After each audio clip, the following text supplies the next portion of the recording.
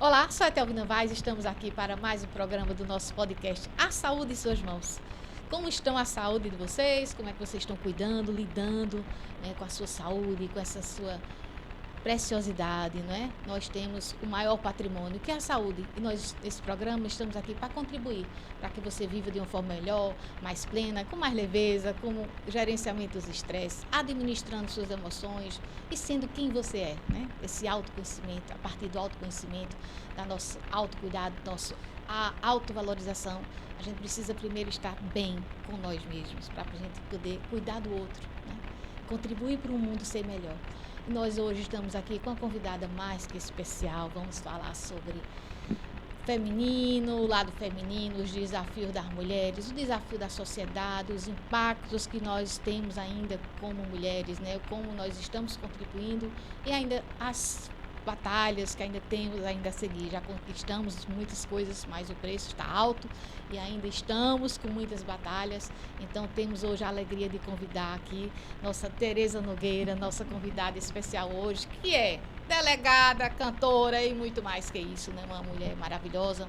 Então, para quem não conhece, eu vou pedir para ela se apresentar aqui a nossos ouvintes. Então, Tereza, seja muito bem-vinda, obrigada pelo convite e estar aqui com a gente no nosso programa hoje. Eu que agradeço, Telvina, por esse convite tão especial. Quero aproveitar e mandar um beijo para todo mundo que está nos ouvindo nesse momento. Quero dizer que estou aqui à sua disposição. Essa temática da mulher é uma temática que toca meu coração. É minha missão de vida, eu costumo dizer isso. Bem, para me apresentar, eu quero dizer a vocês, eu sou Tereza Nogueira, sou delegada de polícia da mulher aqui no estado de Pernambuco. Estou desde 2015 na luta, na linha de frente do combate à violência contra mulheres, meninas, pessoas idosas, crianças, adolescentes. E fiz disso a minha vida, né? De lá para cá, hoje eu sou mestranda aqui pela UPE, mestranda na área de violência, mestranda em perícias forenses. O núcleo, a gente tem como objetivo criar um núcleo de pacificação e mediação de conflitos na área de violência contra a mulher. Acho que a gente tem um campo aberto para fazer muita coisa bacana nessa área. Então, hoje estou vivendo um desafio completamente novo, que daqui a pouco a gente vai falar sobre isso, mas quero dizer que meu principal compromisso é, sim, com as mulheres, crianças, pessoas adolescentes, meninos e meninas, pessoas idosas, e um compromisso de contribuir de alguma forma para a construção de uma sociedade mais justa e igualitária para todos. É maravilha, o desafio, né? A gente tem que fazer, né? Nós temos que contribuir, né? Todo mundo contribuir um pouco, né? A gente vai transformando o mundo, né? Vai contribuindo, né? E a mulher, né, ela já teve muitas conquistas, né? Há algum tempo atrás a mulher não tinha direito a voto, né? Isso assim, parece que isso faz muito tempo, né? E não faz muito tempo, né? Então a mulher ainda tem que muito cobrada, né? Então a gente tem que falar aqui do gerenciamento das emoções, né?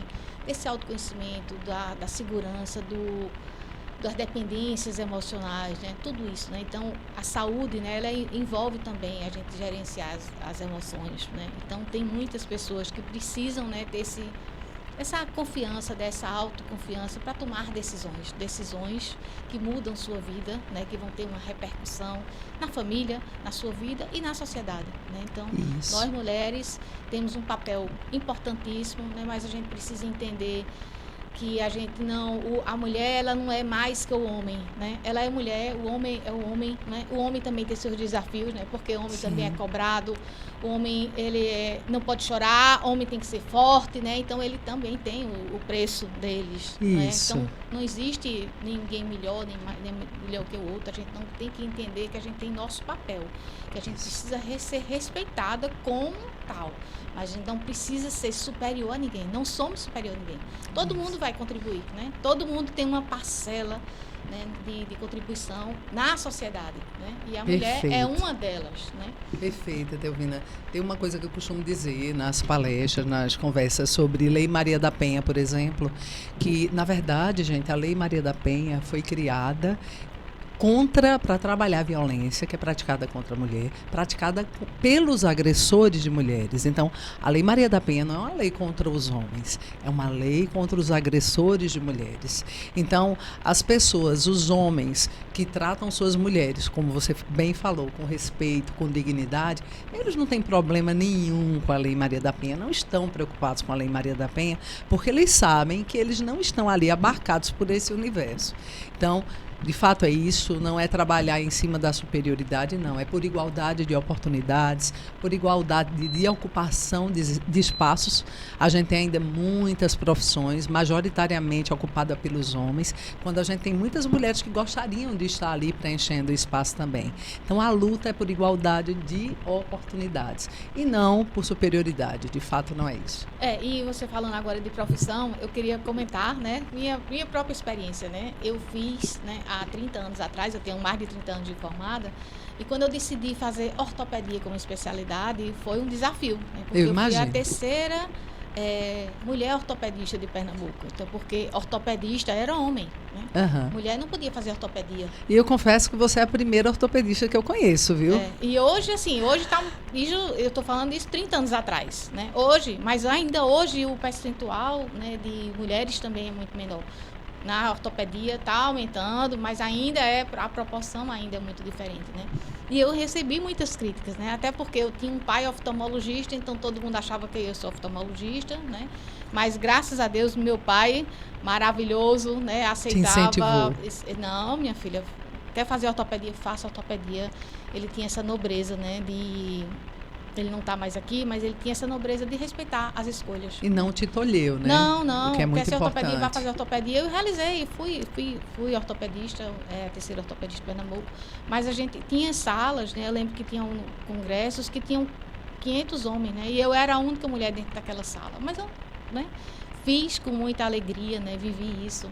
Mas isso existe, né? Ainda hoje. As pessoas precisam, tem ser julgada, né? Quer fazer aquilo, mas não pode, tem que enfrentar, porque homem não pode, né? A gente está em 2024 e a gente ainda está debatendo, né? Algumas questões ainda se repetem. Você falou, por exemplo, desse processo de preconceito. Gente, o preconceito contra a mulher, a gente não tem nenhuma data exata do ponto de vista histórico para quando ela começou. Na Grécia Antiga já existia preconceito contra a mulher, né? Vários países do mundo praticaram, inclusive, o genocídio de mulheres, né? Nós tivemos isso, por exemplo, na China. Então, é tudo muito recente.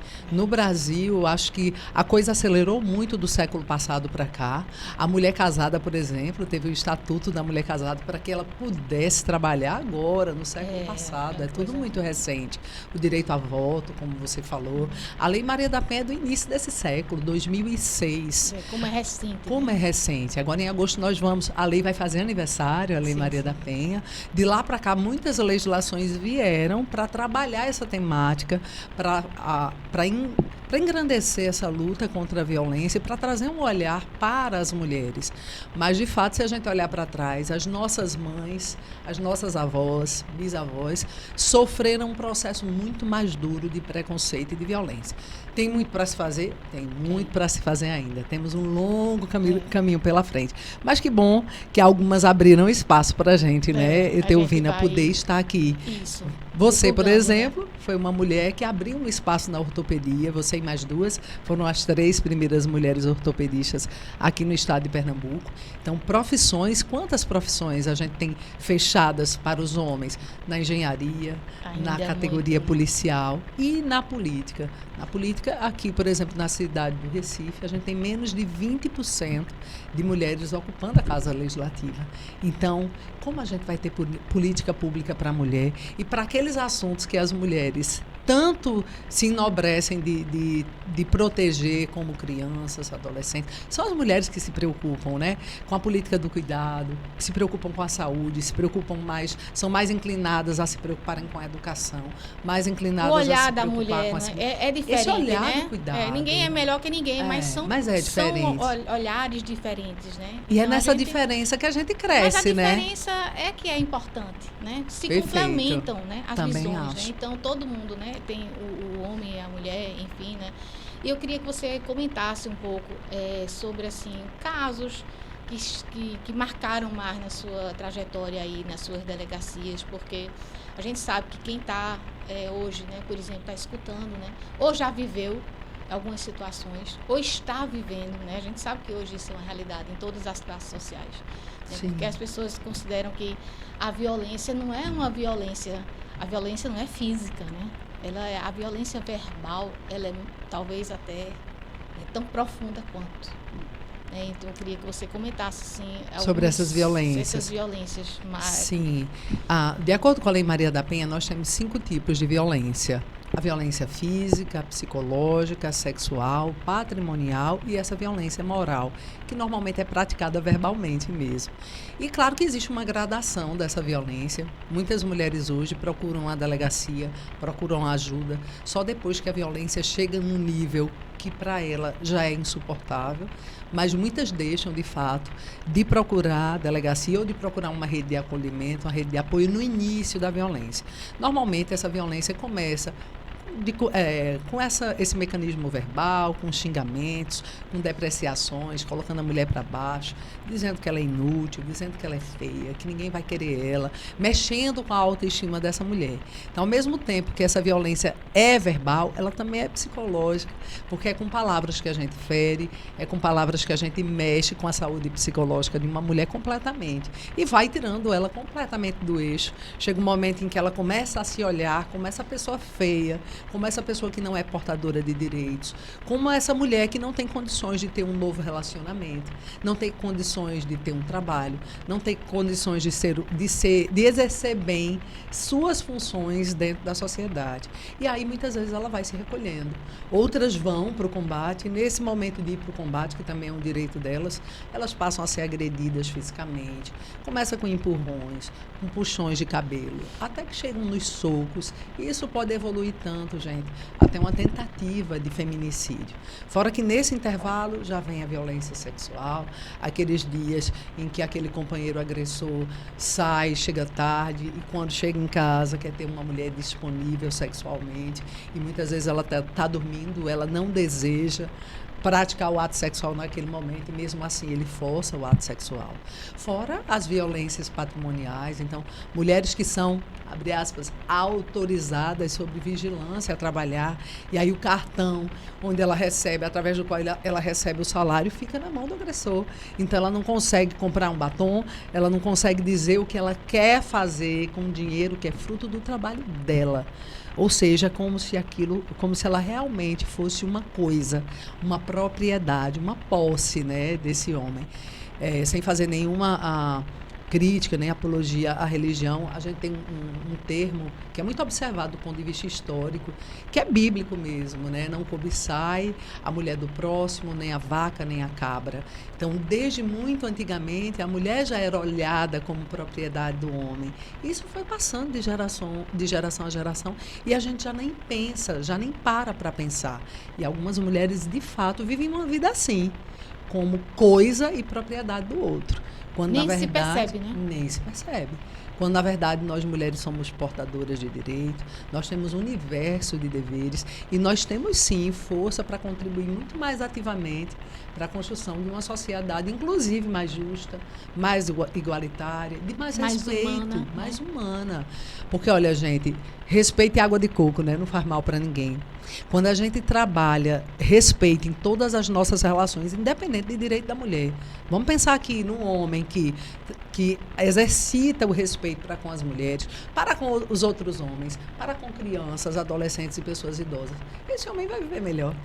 E todas as pessoas afetadas por esse relacionamento mais digno vão viver melhor em torno desse homem. Da mesma forma, uma mulher. E o homem que ele agride também, ele não é um homem equilibrado emocionalmente, né? Existe um desequilíbrio emocional também dele, né? Então, a gente está falando do lado do mulher, mas existe o lado também do homem. Esse homem está com equilíbrio emocional? E não. Esse desequilíbrio... É normal você agredir? Não, não é normal. Não é normal. A gente não pode naturalizar esse tipo de violência, minha gente. Então, tem um desequilíbrio bilateral. Sim. Né? É uma e que perpassa, né? inclusive, todo o ambiente doméstico a ponto de afetar completamente os filhos. Sim. Independente das idades. Repercutir nos filhos, né? Sim. E isso, na em outros momentos, né, dependendo da idade da criança, ele vai levar isso para futuros relacionamentos. Totalmente. Então, assim, é um impacto realmente gigantesco na sociedade de uma forma geral. Né? Não Adoece toda a sociedade. Não é um problema daquela família, daquela não. mulher. Vai ter repercussões, né? Sérias repercussões do ponto de vista todos, social. Né? Isso. Um ambiente tóxico, um desarranjo familiar como esse, porque é isso que a gente pode dizer, um homem agressor, ele proporciona no seu ambiente doméstico um ambiente completamente tóxico para todos. Então, se aquele agressor convive com uma esposa, com filhos, com a sogra, com o cunhado, com cunhada, todo mundo é afetado por aquela violência. Os vizinhos são afetados pela violência, porque escutam os gritos daquela mulher. As crianças crescem sem entender, inclusive, a linguagem do amor. Qual é a linguagem do amor que uma criança muito pequena vai aprender se ela cresce e as duas pessoas que, na opinião dela, na visão dela, são as mais importantes para ela, deveriam protegê-la e amá-la? Existe agressão ali entre aquelas pessoas, né? Como é, então, que aquele garotinho pequenininho vai enxergar a linguagem do amor? Como é que ele vai imaginar que ele, quando crescer, precisa exercitar esse amor? Então, como serão os relacionamentos dessa criança, desse adolescente, independente de ser menino ou menina? Como serão os futuros relacionamentos dessas duas crianças na idade adulta, como adolescente, na escola, no primeiro emprego? Como? Essas pessoas vão ser completamente afetadas pelas crenças desenvolvidas e pelo ambiente tóxico em que viviam quando eram pequenininhas. É profundo. Né? É muito profundo. E a gente acha, né? Não, agrediu, né? Foi espancada, né? Foi assassinada, né? Mas existe as agressões verbais, né? E a gente enfrenta isso. E não é uma situação incomum. Não, né? até no ambiente de trabalho. A gente vive isso o dia inteiro, né? Sim. Né? E aí junta, né? Eu passei por alguns desafios, né? Porque é mulher nordestina, ainda tem isso. Né? Ainda tem o preconceito, né? Por ser nordestina, né? Porque São Paulo e o Nordeste. E cor de pele ainda, né? Agora está se comentando, né? Da provável candidata à presidência dos Estados Unidos, uma mulher negra. Além de falar de mulher, ainda tem a cor da pele. Quer dizer, é muito preconceito, né? A sociedade tem muito para evoluir. Muito, a gente está anos luz. Porque a gente ainda está, né, julgando a cor da pele, né? A gente ainda está vivendo a infância do nosso processo de libertação e de uma cultura de paz e de igualdade entre homens e mulheres. A gente está na infância dessa educação mundial e nacional, de fato. Mas a gente precisa, né? E eu acho que a sociedade está começando, né, a entender isso, né? Precisa ter essa punição, né? Está acontecendo isso, né? Porque antes se fazia isso e não existia nenhuma lei, não existia punição. Então, a partir do momento que as pessoas vão se conscientizando e vai tendo a lei, a gente vai, né, valorizando isso, né? Então, hoje as pessoas, inclusive, Tereza, comenta comigo, assim, o que é que você vem observando nos últimos tempos? Assim, as pessoas estão conseguindo ir mais para a delegacia porque, às vezes, as pessoas não têm a coragem de ir, né? Há pouco tempo eu vivenciei um caso que ela sofreu a agressão, mas ela não quis ir denunciar. Ainda é muito comum, Etelvina. Eu posso dizer que ainda existe uma subnotificação. Os números que nós temos de registro de ocorrência não correspondem, minha gente, à realidade dos fatos. Isso é uma constatação. Infelizmente, verdade, de um lado nós temos mulheres que estão cada vez mais conscientes dos seus direitos. Um pequeno universo de mulheres conscientes, buscando seus direitos, indo registrar a ocorrência no início da violência, ainda quando ela é verbal, ainda quando ela é moral. Ok, isso é muito bacana. Mas nós temos ali um outro mundo de mulheres que não só já passaram pela violência verbal, moral, sexual, patrimonial, como já sofrem diuturnas agressões físicas, com feridas mesmo, abertas, e muitas dessas mulheres ainda não procuram a delegacia. Então, eu acho que a resposta é sim para as duas coisas. A gente ainda tem um processo de subnotificação, mas a gente também está contente porque as mulheres estão se conscientizando mais. Mas é preciso enxergar isso como um amplo caminho ainda para a gente avançar. Então, essa conscientização precisa ser maior. onde eu falo, eu digo, para cada mulher que eu converso, que eu dou palestra, que eu falo sobre conscientização de direitos, eu digo, você hoje só tem uma responsabilidade, é sair daqui, só quer esse compromisso comigo, é sair daqui uma multiplicadora de direitos. É que você saia daqui com esse conteúdo que a gente trocou e multiplique isso para uma outra mulher. E que passe a olhar para as mulheres ao seu redor de uma forma completamente diferente. Porque a gente ainda vive a geração do julgamento. A gente julga muito as nossas mulheres. E não só os homens julgam as mulheres. Não, nós mulheres mesmo, a gente nós critica, mulheres né? julgamos as mulheres. Então, quando a gente faz isso, a gente se distancia da outra. Se eu não te critico, se eu te acolho e te dou a mão no momento que você precisa, nós estamos próximas. Se na hora que você precisa, eu não te acolho e eu te julgo, você se fecha. E a gente se afasta. Então, se você se afasta de mim, a chance de você procurar ajuda ainda é menor.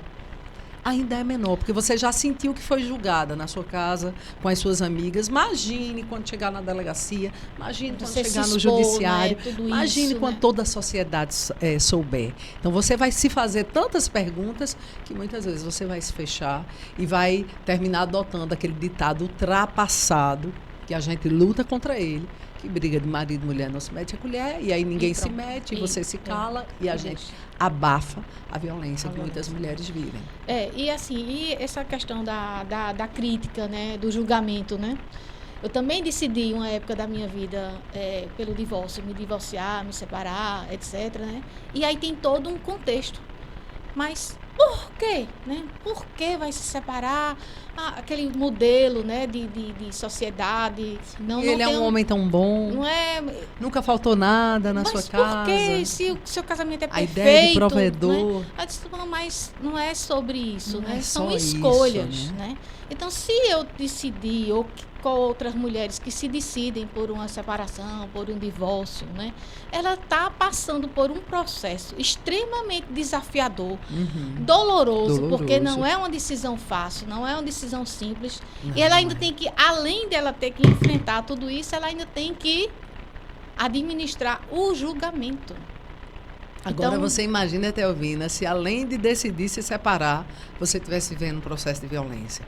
Quando a mulher decide pela separação, ela se preocupa com tudo isso que você disse. Imagina quando, além da separação, ela decide registrar uma ocorrência contra esse homem. Então, os desafios são muito grandes e nem todas as mulheres conseguem vencer essa barreira. E a gente tem que parar de julgar as mulheres que não venceram essa barreira ainda, acolher, levar para os órgãos de proteção, porque, na verdade, muitas delas precisam de uma retaguarda antes de dar espaço. Precisam de um acompanhamento psicológico, precisam de uma assistência social. Para ela se equilibrar, e para ela enfrentar. entender, muitas vezes, que o que ela vive é violência. Sim. Porque a gente romantiza ainda a violência. Então, às vezes, as mulheres chegam para conversar comigo e elas trazem relatos e queixas do passado, dizendo assim, não, mas eu achava que ele fazia aquilo para me proteger. Eu achava que o ciúme dele era cuidado. Sim, essa é muito comum, né? Essa muito troca, comum, né? muito Não, comum. porque ele fica fiscalizando, né? Ali ligando. Mas é porque ele está preocupado. Vigilância, né? Não é por causa da violência que ele está preocupado com você, né? Então a gente muda o nome, né? Não é ciúme, né? E depois não é a ciúme, gente é sabe cuidado. que é ciúme, mas não percebe. Não nem percebe. tem a ideia, né, do que está passando. As agressões verbais. Muitas vezes aquela mulher cresceu com a mãe sendo xingada, com as vizinhas sendo xingadas pelas pessoas que elas amavam. Para ela é natural. Então, é o normal. marido dela xingar ela é normal. Só mais um que está fazendo. Só mais um que está xingando. Eu cresci ouvindo isso, né? Então, interpreta como normal. Não, percebe que aquilo é violência. E que é possível viver uma vida sem violência, porque existem homens maravilhosos. Eu conheço homens maravilhosos que tratam suas mulheres com muita dignidade, assim como elas os tratam com dignidade. Sim, tudo é um equilíbrio, né? Sim. De ambos valorizarem e respeitarem o jeito de ser de cada um, né? Suas opções, suas escolhas, né? Então, isso. Ou mulher ou homem, a gente precisa ser livre, né? Ter essa liberdade de ser quem você quer ser, né? Sem ter o julgamento, né? Da sociedade, das pessoas. Então, tudo, né? E nesse mundo agora, né? De redes sociais. Então, isso ficou ainda numa proporção maior ainda, né? De exposição. Então, cada dia a gente tem que estar mais seguro de si, né, para enfrentar todas as críticas, né? Sim. Essa atleta, há um tempo atrás, né, aquela ginasta, ela né? Teve que, na hora da competição, ela disse que não estava, né, pronta, né? E ela assumir isso, quer dizer, é uma coragem que ela teve de botar um limite. E aí foi toda uma crítica chamando ela de covarde. E foi muito julgada. É uma loucura isso, né? Você é julgado por uma coisa que você é quem sabe, né? O que é que, quem é que sabe o que está sentindo? É você aquela que frase, sabe, cada né? um sabe a dor e a delícia de ser o que é. E os desafios pelos quais vivem, minha gente. Não dá pra gente medir a dor do outro. Isso é um fato. A gente precisa parar de julgar a dor do outro. O que você faria no lugar da pessoa, pouco importa. Não é você que está naquele lugar. Você só tem que respeitar o espaço do outro e o poder de decisão que essa pessoa tem. E tem que respeitar. Sim. As escolhas também. Sim, as escolhas. A gente precisa respeitar as escolhas de todos, né? Eu vivi essa coisa do julgamento, né? Do divórcio, etc, né? Você está sofrendo pela decisão de enfrentar isso, né? E outra coisa também que diz, mas a mulher também por conta dos filhos, né? Então às vezes não, eu não vou me separar, né? Eu não vou enfrentar isso por causa dos meus filhos, né? Mas uma mulher, né? Que ela não esteja emocionalmente bem, que ela esteja, né, infeliz, o que é que ela vai passar para esses filhos? Não é melhor que ela tome essa decisão, que ela esteja bem com a decisão dela e que ela administre, que ela seja uma mãe muito melhor. Sim. Do que se ela manter E outra coisa, você termina jogando esse peso, né? A sua felicidade nas costas dos filhos, né? Ah, não me separei, eu não fiz isso por conta dos filhos. Não, eles não têm esse peso. É uma cobrança que você pode tá gerar para o futuro, né? Né? Então tem que... A vida de cada um é uma individualidade, né? Você não pode botar todo mundo no mesmo barco, né? Nas suas escolhas. Então... Sim. Medir por nossa régua, né? Nós não podemos medir a vida do outro pela régua da gente. Então, uma mulher, quando acaba o amor, acaba o respeito, essa relação ela precisa acabar. Porque se ela não acabar, ela vai gerar violência dentro desse ambiente. Isso é um fato. Porque as pessoas naturalmente vão uma invadir o espaço da outra e vai haver um desrespeito que pode eclodir em várias situações de violência. Então, que recado nós, mulheres, estamos dando para esses nossos filhos quando a gente, de alguma forma, tolera conviver nesse espaço de violência, mesmo quando não há mais amor, pensando, e eu sei, é natural que se pense no sustento dos filhos. Minha gente, eu mais do que ninguém entendo isso. Eu, há muitos anos, atendo mulheres e essa é uma demanda que todas as mulheres, 90% vão chegar. E o que eu faço? Principalmente quando elas passaram por toda uma vida, né, ao lado daquele companheiro, muitas vezes cerceadas do direito de trabalhar, dedicadas à educação dos filhos, e aí elas se veem naquela situação que o amor acabou, o respeito foi embora e a violência está começando. Então, o que fazer agora? Chega para mim e diz, não tenho trabalho, não tenho ofício, estou há muitos anos fora do mercado de trabalho e meus filhos, eu preciso dar o que comer para eles. Então, doutora, eu fui aguentando, porque eu não tenho como dar o pão de cada dia para os meus filhos. Eu entendo, essa é uma decisão muito dolorosa. Claro que a gente entende, né? Principalmente a gente hoje que pode pagar nossas contas, né, Teovina?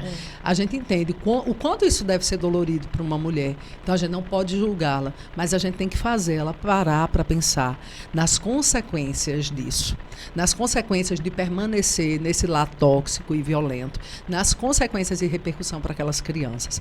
Então, a gente precisa orientar essas mulheres para entrarem na rede de acolhimento, para buscarem a independência psicológica que elas estão precisando, a independência financeira que elas estão precisando para se fortalecerem e dar esse passo para sair da violência e dizer não a esse relacionamento que acabou. Porque isso é um fato, esse relacionamento já acabou. Então, quando a gente faz isso, eu digo muito, é muito interessante. Quando uma mulher sofre violência, ela afeta todos ao redor dela.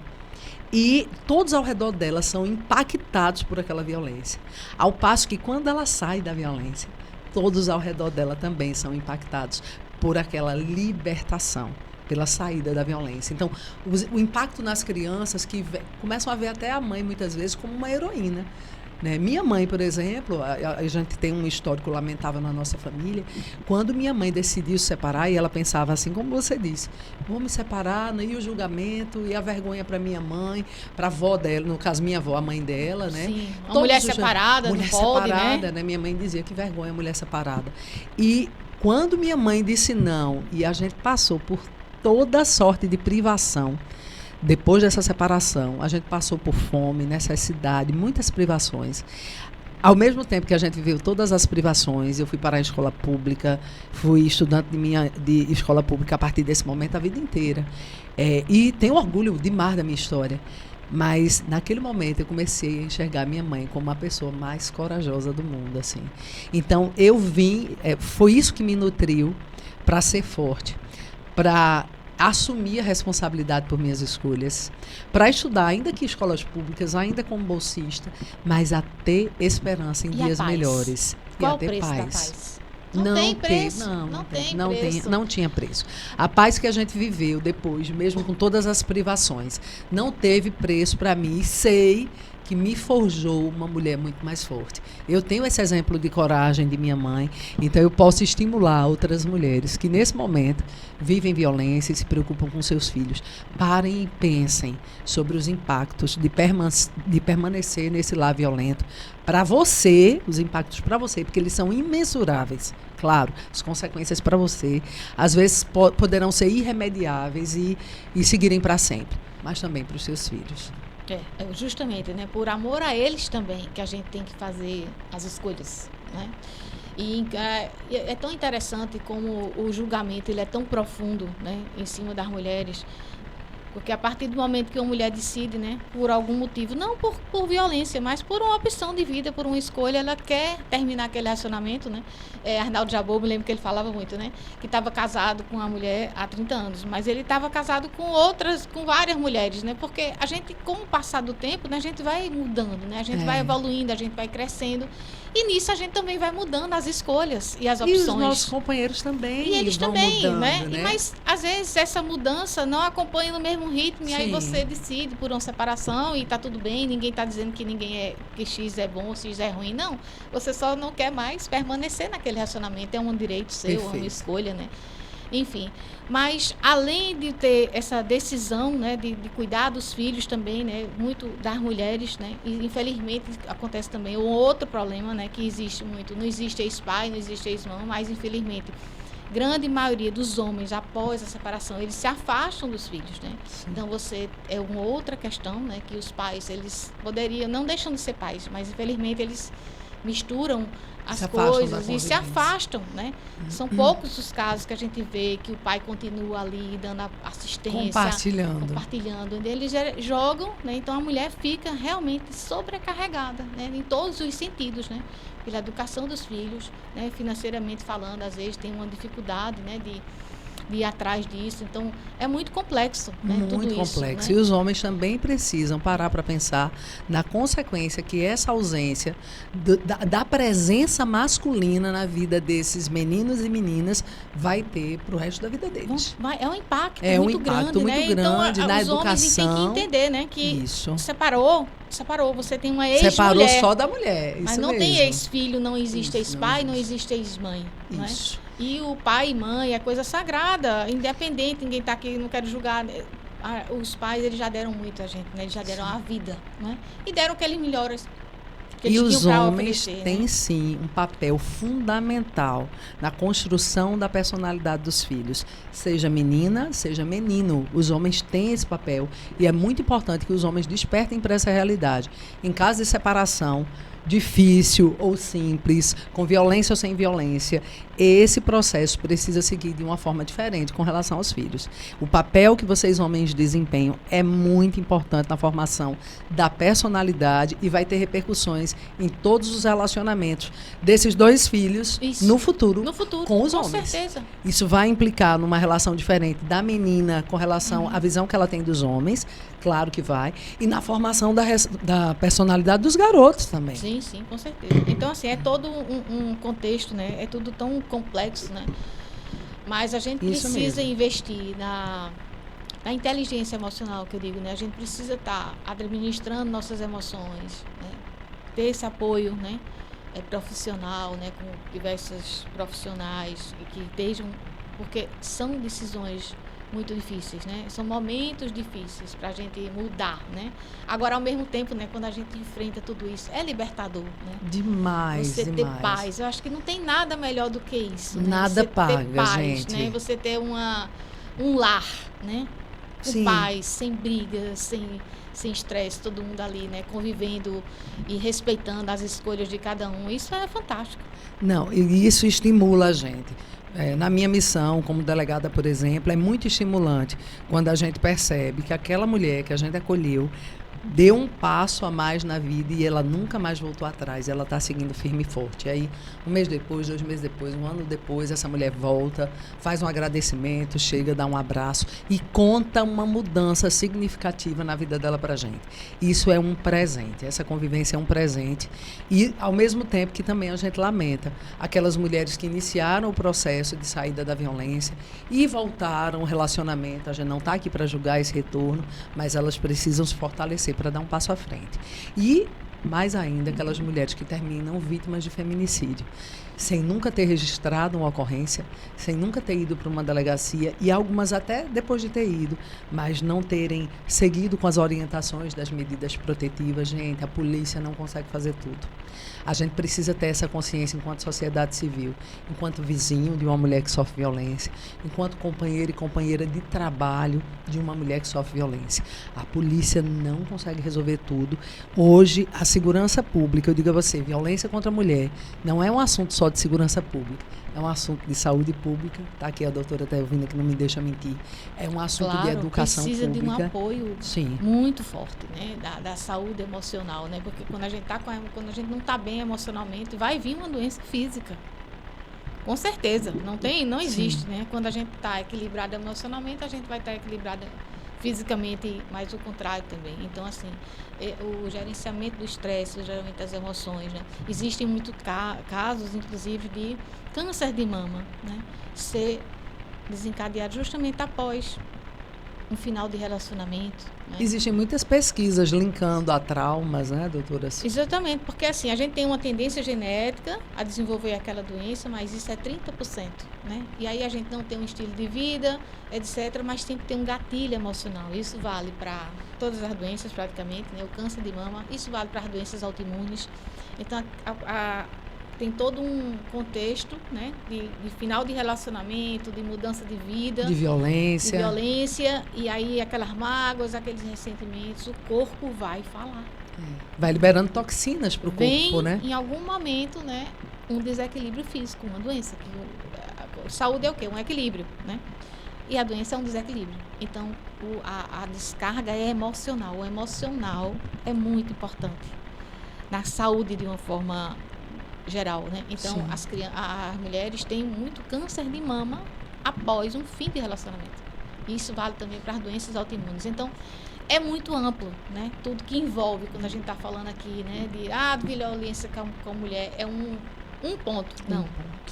Que atinge vários outros, né? Que perpassa. É multidisciplinar. É muito impactante para a sociedade. E isso não é um problema meu nem seu, né? É um problema da sociedade. Nossa. E é um problema de Recife, de Pernambuco, do Brasil e do mundo, né? Porque a gente tem aqueles países com as religiões mais radicais que as mulheres não podem nem expor o rosto. Uhum. Né? Tá aí, hoje, né? Ainda existe Pernambuco isso. é campeão em feminicídio no Nordeste, doutora. Veja, nós temos, né? É tão difícil olhar para uma estatística como essa, e é uma vergonha uma estatística como essa para o nosso estado, na verdade. É uma realidade que dói, realidade dura. Então, nós, mulheres que estamos mais conscientes do nosso direito, do nosso papel, da nossa contrapartida para a sociedade, quando a gente olha para uma outra mulher que ainda está num processo de dor e de violência tamanho como esse, que a gente olha e já fica imaginando que ela é uma potencial vítima de feminicídio, isso é muito duro para a gente. Porque uma vítima de feminicídio, ela não afeta só a família dela, ela afeta todos do relacionamento dela. Aquilo vai parar... Aqueles filhos vão ficar como? Aquilo vai parar no jornal mãe, e toda a sociedade vai sofrer com aquilo. Então, quando uma mulher morre, todas nós, de alguma forma, somos afetadas por isso. É por isso que essa é uma temática que tem que ser tão abraçada por nós mulheres. Encarar isso com muito menos julgamento, de preferência sem julgamento, minha gente, sobre esse processo de dor, para que a gente possa ser multiplicadora, para que a gente possa conscientizar outras mulheres e ter o compromisso de resgatar mulheres da violência. E a gente, como ser humano, a gente tem o hábito de reclamar muito e de julgar demais. Isso não só no questão daquilo que a gente está falando aqui, né, de mulher, mas a gente julga tudo. Tudo é julgado, criticado, né? A gente critica a roupa, a gente critica cabelo. Porque fulano tá grado, tá magro, magro, ficou baixinho, ficou alto demais. Então, a crítica é muito forte, né? No sentido amplo das coisas, né? Nós somos rápidos em criticar. E criar, diga assim, e educar os filhos dos outros é a coisa mais fácil do mundo, né? Então, a gente precisa parar de criticar. Vamos reclamar menos, vamos criticar menos e vamos ajudar. O que é que a gente pode ajudar aquela pessoa? Em vez da gente estar criticando, a gente pergunta se aquela pessoa está precisando. Sim. Né? De uma sair ajuda, da indignação, né? Para ação. Vamos contribuir, né? Em vez de estar gastando tempo criticando e julgando, né? A gente pode mudar. Perfeito. Ter uma ação. Sair da passividade para atividade positiva, né? Porque ser um ativo que, na verdade, deprecia as pessoas e não contribui para uma sociedade melhor, então é melhor a gente ficar calado mesmo, né?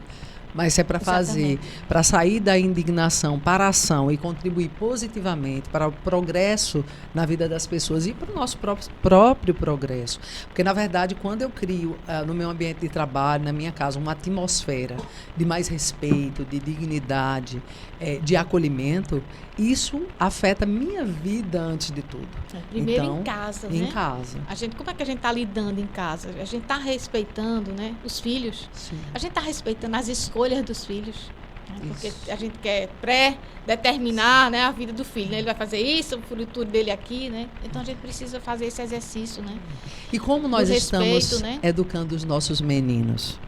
Porque muitas mulheres ainda são as principais responsáveis pela educação. Infelizmente, ainda a gente percebe que muitas mulheres ainda ficam com o principal cuidado da educação dos filhos. Mas como essas mulheres, eu faço essa reflexão todos os dias e convido todo mundo a fazer essa reflexão. Como você, mulher, está educando sua filha e seu filho? Porque existem os padrões da sociedade e a gente vai... Você está multiplicando padrões, você está colocando cada um numa caixinha, isso aqui é coisa de mulher, isso aqui é coisa de homem, então o homem não arruma a casa, não ajuda, não colabora com os afazeres domésticos e sobrecarrega essa mulher.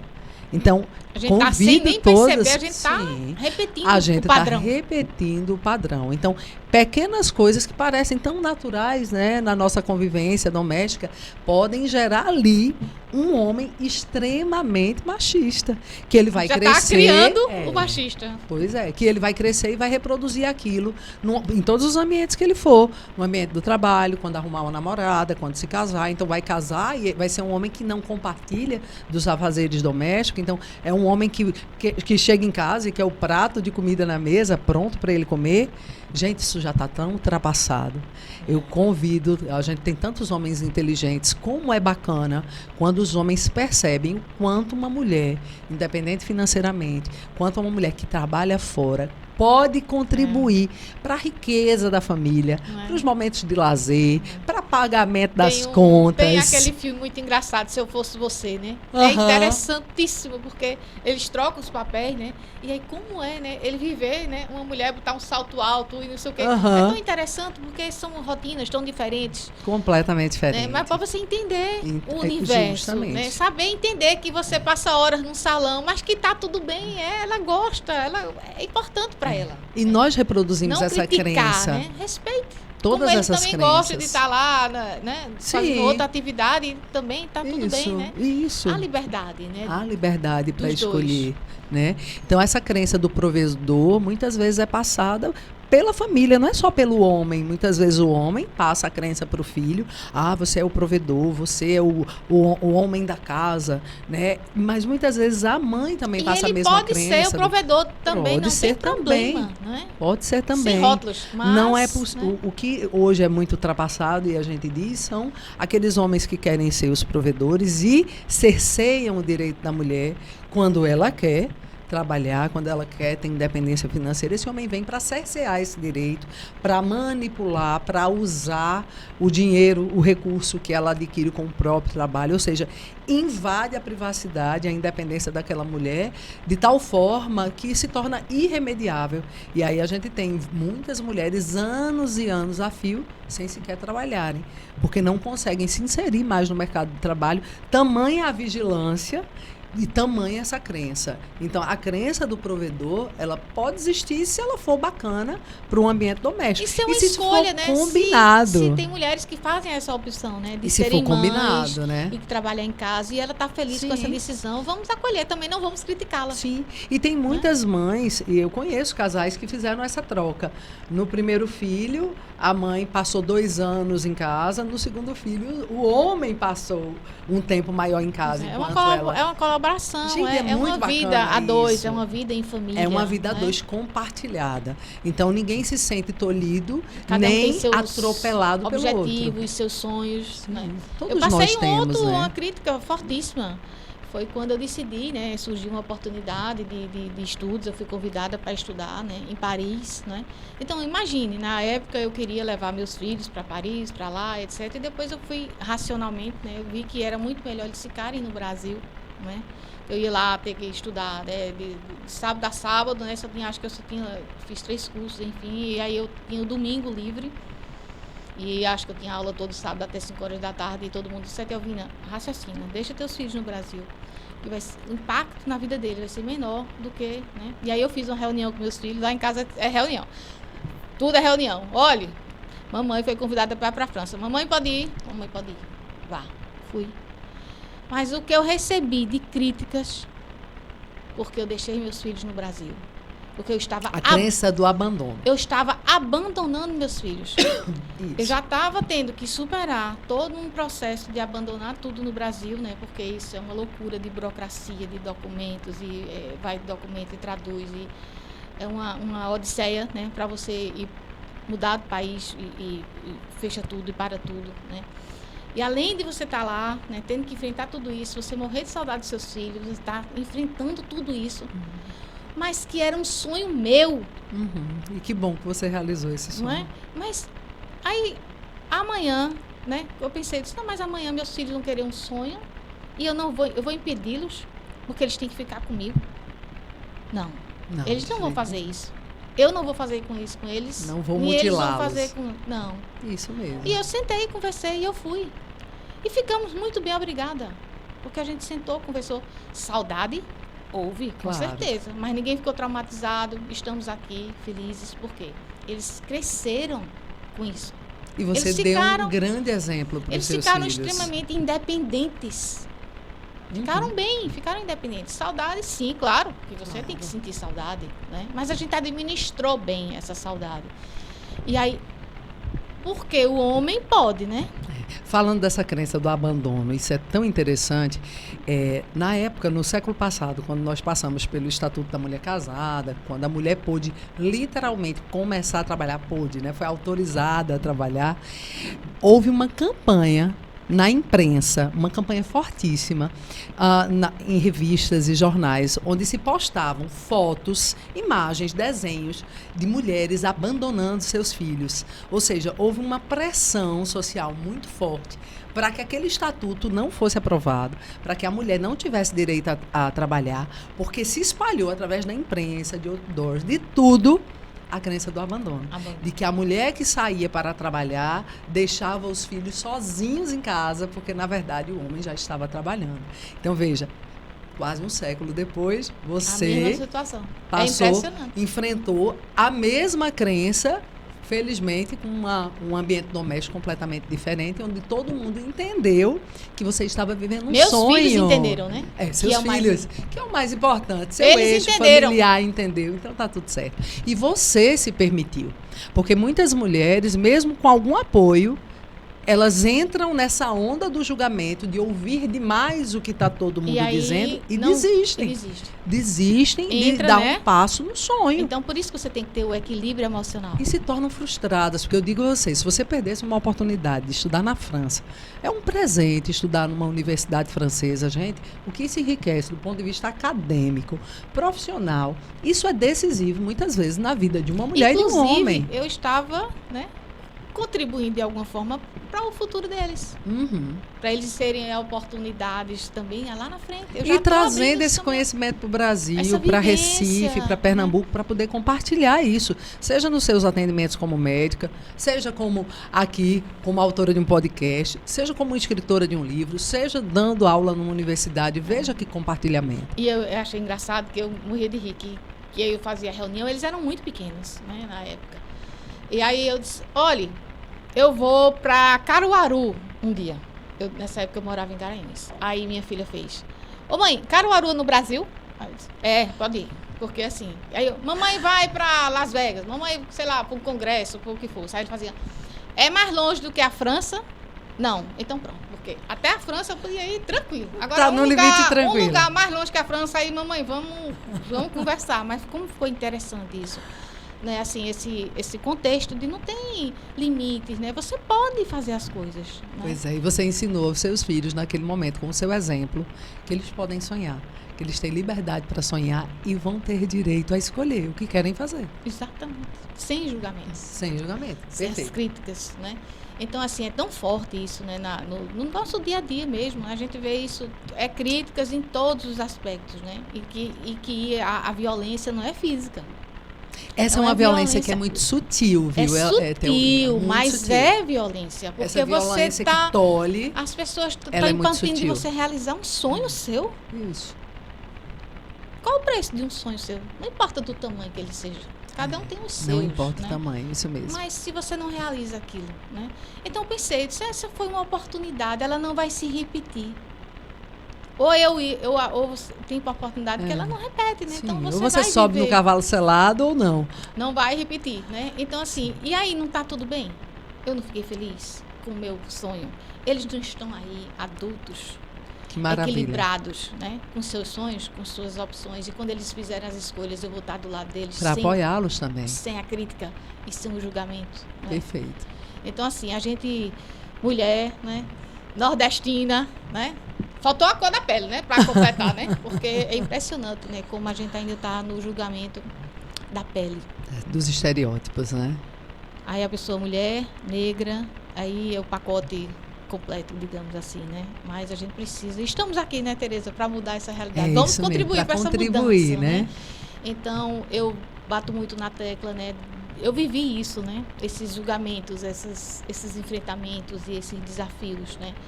Mas por conta de equilíbrio emocional, amor próprio e autocuidado. A gente tem que primeiro se... Uma receita infalível. A gente tem que se respeitar. Isso. Respeitar nossos limites também. Se a gente não se respeitar, se a gente não tiver amor próprio, a gente vai respeitar quem? E vai amar quem? É verdade, tem que se amar primeiro, tá certíssima, Telvina. Porque a gente bota muito essa dependência emocional, né? Do relacionamento, né? Relacionamento, casamento, é maravilhoso, né? Você tem um companheiro para dividir, para compartilhar, isso é fantástico, né? Mas a sua felicidade não está naquela pessoa. A felicidade não está no casamento, a felicidade não está no seu filho. Não adianta procurar do lado de fora, né? Tá aqui, né? Você tem que ser feliz com você mesmo, né? E é todo um processo, né, para a gente chegar a essa conclusão, porque a gente é educado de uma forma diferente. O padrão, né, da sociedade é que você esteja, né, bem casado. É o padrão do ter também, né? A felicidade vem com o ter. Quando eu me separei, vi muitas críticas. Uma delas é que dizia assim, mas a Telvina tem tudo. Tudo? Tudo o quê? O que é tudo? O que é tudo? Né? É tão relativo isso, né? É, demais. Então, assim, eu quero já ir aproveitando aqui pra gente ir encerrando. Mas eu quero falar do meu novo desafio, por favor. Com certeza, então vamos lá. Gente, eu tô num momento muito especial da minha vida. Sim, né? Que maravilha. Eu sou delegada de polícia há 14 anos. Desde 2015 que eu tô na linha de frente do combate à violência contra mulheres, meninas, meninos, adolescentes e pessoas idosas. Essa é a minha paixão e é o que me move. E agora eu estou vivendo um momento completamente diferente. Eu já tinha recebido alguns convites para entrar para a política e eu tinha rejeitado.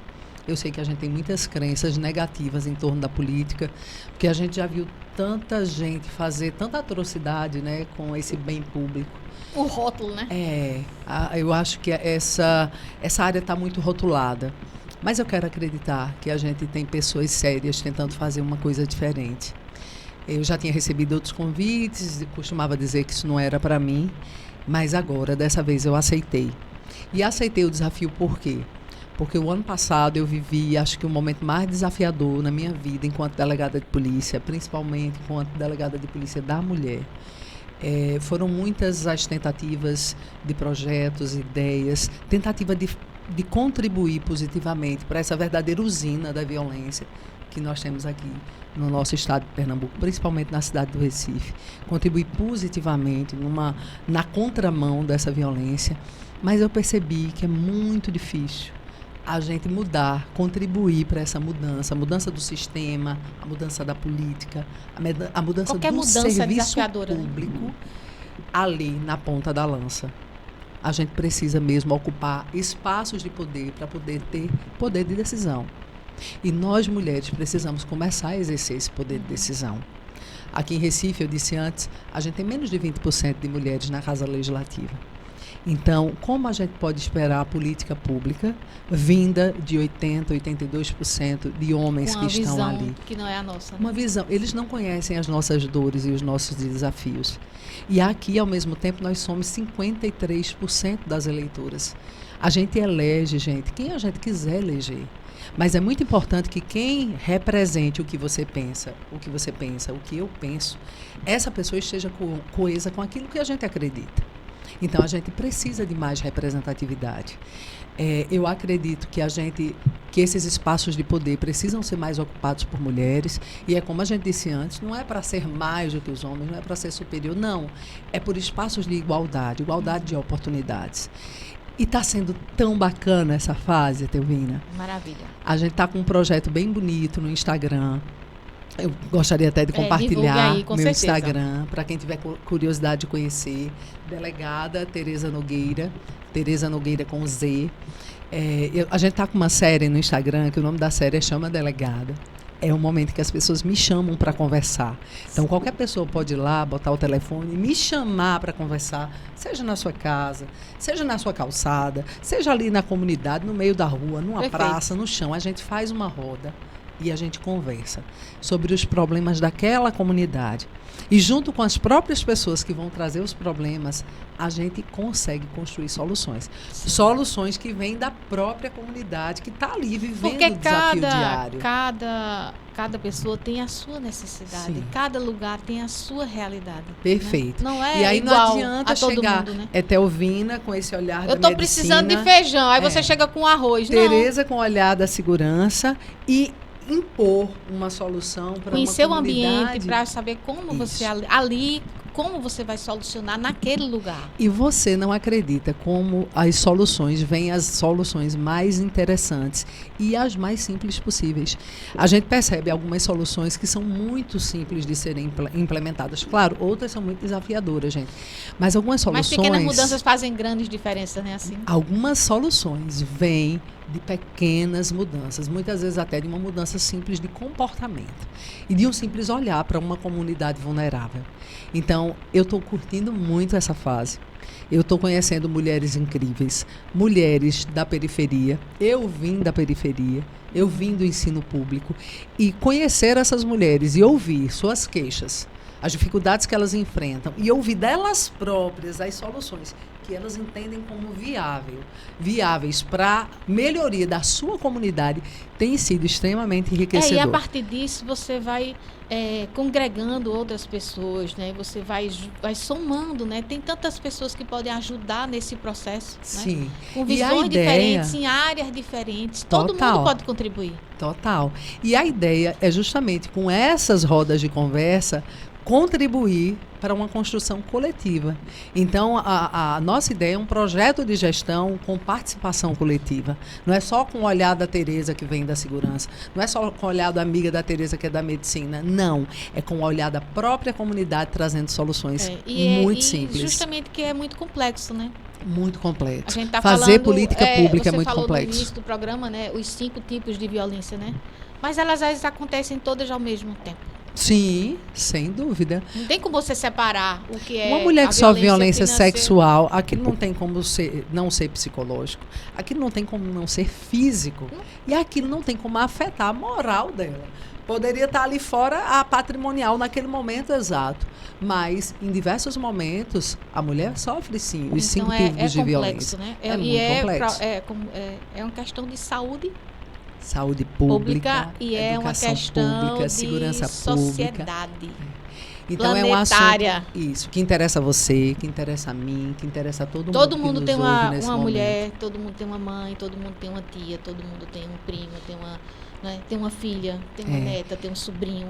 Não, Gente, você a está gente não é uma conectado ilha. de alguma forma, Ninguém né? é uma ilha. Então, assim, não tem como você não ser afetada. Aí alguém pode dizer, não, mas eu já tenho minha vida feita, tenho minha empresa, estou bem financeiramente, não tenho que me meter nessas questões públicas. É claro que as questões públicas vão afetar você. Iluminação pública vai afetar você, saneamento básico vai afetar o rico, o pobre, enchente afeta todo mundo. A gente vê as áreas asfaltadas aí alagadas, né, quando a gente tem enchente.